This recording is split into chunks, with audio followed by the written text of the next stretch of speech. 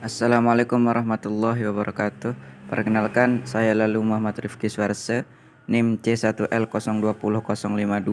Saya akan menjelaskan tentang faktor iklim dan fisiografis yang mempengaruhi pertumbuhan untuk memenuhi tugas UTS silviculture. Pengaruh faktor iklim dan fisiografis terhadap pertumbuhan. Pertumbuhan didefinisikan sebagai pertumbuhan yang tidak dapat dikembalikan dalam ukuran pada sistem biologi. Secara umum, pertumbuhan di sini berarti pertumbuhan ukuran karena organisme multisel yang tumbuh dari zigot.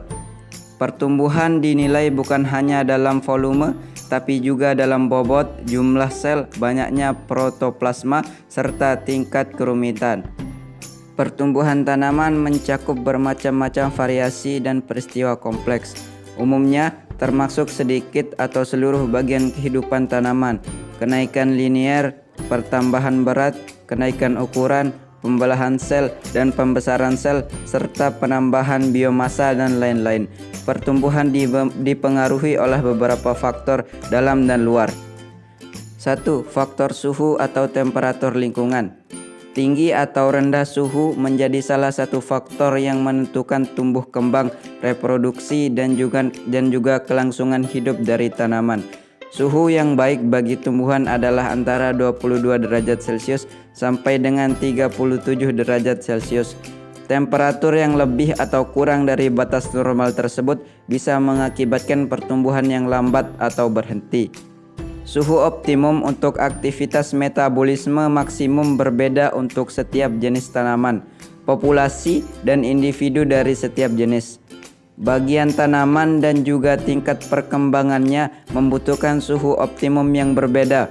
Suhu dan hujan rata-rata bulanan maupun tahunan yang dihubungkan dengan keadaan vegetasi alami berdasarkan peta vegetasi decadal. Vegetasi yang hidup secara alami menggambarkan iklim tempat tumbuhnya. Vegetasi tersebut tumbuh dan berlangsung sesuai dengan hujan efek. Tiap jenis tanaman maupun populasi harus menyesuaikan diri dengan suhu di lingkungannya. Dalam suatu luasan geografis akan terdapat bertahun-tahun yang mempunyai kenaikan atau penurunan suhu di luar batas normal yang mempengaruhi pertumbuhan dan mempengaruhi fungsi-fungsi tanaman yang jelek. 2. Kelembaban. Kelembaban dibutuhkan oleh tanaman agar tubuhnya tidak cepat kering karena penguapan. Kelembaban yang dibutuhkan tiap tanaman berbeda-beda tergantung pada jenisnya. Bila kelembaban tinggi, maka pertumbuhan pohon akan terganggu karena tidak seimbangnya antara unsur air dan cahaya. Tetapi, kelembaban udara yang tinggi sangat mempengaruhi pertumbuhan organ vegetatif pada pohon. Kelembaban udara akan berpengaruh terhadap laju penguapan atau transpirasi. Jika kelembaban rendah, maka laju transpirasi meningkat dan penyerapan air dan zat-zat mineral juga meningkat. Hal ini akan meningkatkan ketersediaan nutrisi untuk pertumbuhan tanaman. Dan sebaliknya, jika kelembaban tinggi, maka laju transpirasi rendah dan penyerapan zat-zat nutrisi juga rendah. Hal ini akan mengurangi ketersediaan nutrisi untuk pertumbuhan tanaman, sehingga pertumbuhannya juga akan terhambat. Hal ini yang menyebabkan faktor kelembaban sangat berpengaruh terhadap pertumbuhan. 3. Cahaya matahari. Cahaya matahari sangat penting dalam pertumbuhan. Cahaya diperlukan dalam fotosintesis yang merubah air dan karbon dioksida menjadi makanan dan oksigen. Bila tanaman terlalu sedikit mendapat cahaya akan tidak baik karena tanpa cahaya proses fotosintesis akan terhambat. Tetapi cahaya yang berlebih dapat mengakibatkan penguraian hormon auksin sehingga menghambat pertumbuhan. Auksin adalah hormon yang berfungsi merangsang pertumbuhan pada tanaman. Bagian dengan banyak auksin seperti di puncak tanaman akan mengalami pembelahan sel baru dan pertumbuhan lebih cepat. Bila tanaman terkena cahaya terlalu banyak, maka auksin akan terlalu banyak yang rusak dan tanaman sulit tumbuh akibat tidak adanya hormon yang merangsang pertumbuhan. Karena itu harus disesuaikan lokasi penanaman sehingga seimbang jumlah cahaya yang terkena pada tanaman. 4. Curah hujan. Curah hujan merupakan salah satu unsur iklim yang sangat besar peranannya dalam mendukung ketersediaan air, terutama pada lahan tanah hujan dan lahan kering. Curah hujan yang melebihi batas akan mengakibatkan peningkatan volume air pada permukaan tanah sehingga dapat mempengaruhi pertumbuhan tanaman. Curah hujan yang berlebihan akan mempengaruhi produktivitas tanaman yang mengakibatkan pertumbuhan tanaman terganggu. Selanjutnya, faktor fisiografis. Faktor fisiografis merupakan faktor yang tidak langsung berhubungan dengan tanaman, namun penting artinya bagi pertumbuhan dan penyebaran vegetasi karena berhubungan dengan topografi, relief dan struktur, dan ketinggian tempat.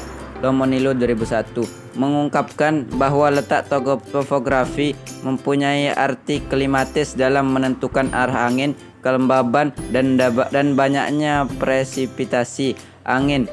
Selain berperan dalam pembentukan kelembaban, angin juga berperan dalam penyebaran biji tumbuhan tertentu.